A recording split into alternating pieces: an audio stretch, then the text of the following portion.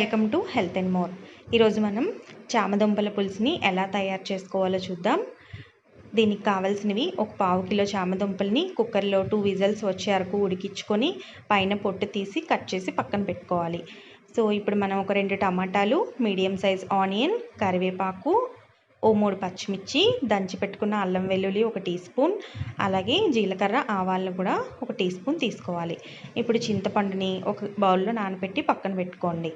ఇప్పుడు మనం ఒక కడాయిలోకి ఆయిల్ తీసుకొని అందులోకి జీలకర్ర, ఆవాలను ఇవన్నీ పోపు దినుసులు యాడ్ చేసుకొని కరివేపాకు, దంచి పెట్టుకున్న అల్లం వెల్లుల్లి, అలాగే పచ్చిమిర్చిని కూడా యాడ్ చేసి బాగా ఫ్రై చేసుకోవాలి.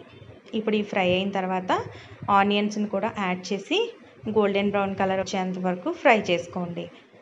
ఇవన్నీ ఫ్రై అయిన తర్వాత మనం టమాటాలను కూడా ఇందులోకి యాడ్ చేసి మెత్తగా ఉడికించుకోవాలి. ఉడికిన తర్వాత ఇలా టమాటాలన్నీ మ్యాష్ చేసుకొని చామదుంపలను కూడా ఇందులోకి వేసుకోవాలి.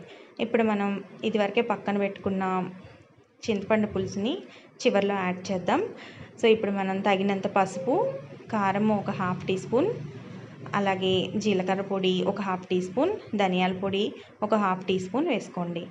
ఇప్పుడు మనం ఇందులోకి చింతపండు రసాన్ని యాడ్ చేసేస్తున్నాను.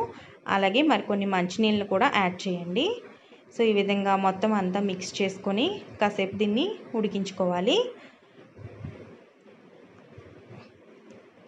ఇప్పుడు మనకి ఈ విధంగా కన్సిస్టెన్సీ రెడీ అయిన తర్వాత మనం కర్రీని స్టవ్ ఆఫ్ చేసుకోవచ్చు.